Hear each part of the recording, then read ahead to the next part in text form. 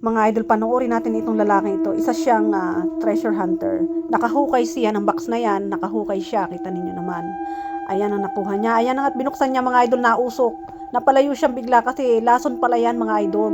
Delikado talaga yung masanghap kasi yan pala'y poison. Kaya hindi lahat ng kayamanan ay talagang kayamanan na pagka may box na ganyan. Ayan, at napalayo nga siya, tinitingnan niya sa malayo kung okay na ba yung usok, kung nagsingaw na.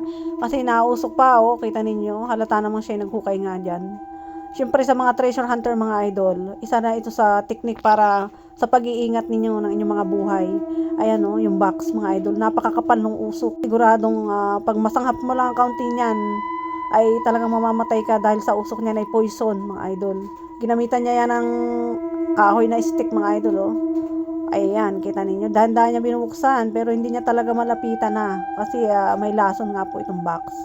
Ayan mga idol, share ko pa itong isang treasure hunter. Nakakuha ko nga pala siya dyan ng box mga idol. At kita nyo naman yung takip, napaka ano na. Panoorin nyo bago magsimula mga idol. Siyempre may detector siya dyan. Gold detector yung hunter na yan mga idol.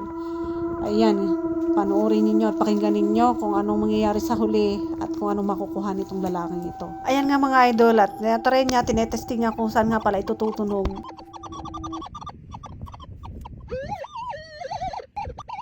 So, iyan mga idol, kita ninyo naman, narinig nyo naman.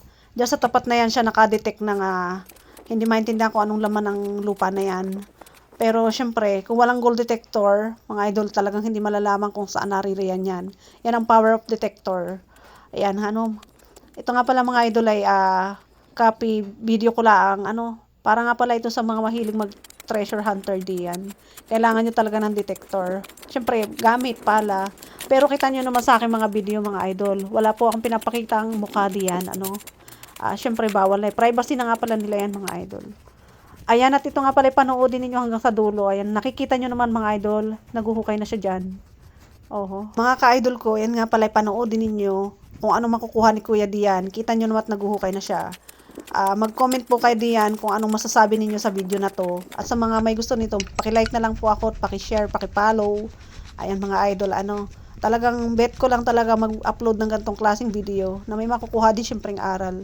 At para sa mga nagsasakripisyo dyan, mga nagaginto, na wala naman detektor, wag nyo nang pilitin, wag nyo nang subukan, baka mapahamak lang kayo, baka magkamali-mali lang hukay nyo. At syempre, kinakailangan natin ng permit, ano, para sa ganyang treasure hunter ka dyan. Ayan, kita ninyo. Ayan mga doon, ano nga siya ng takip na dyan, mukhang malaki ito, ano. Kayo na ang bahalang manood nito hanggang sa dulo para hindi na ako nag voice over din. Salamat mga idol, paki-follow na lang ako.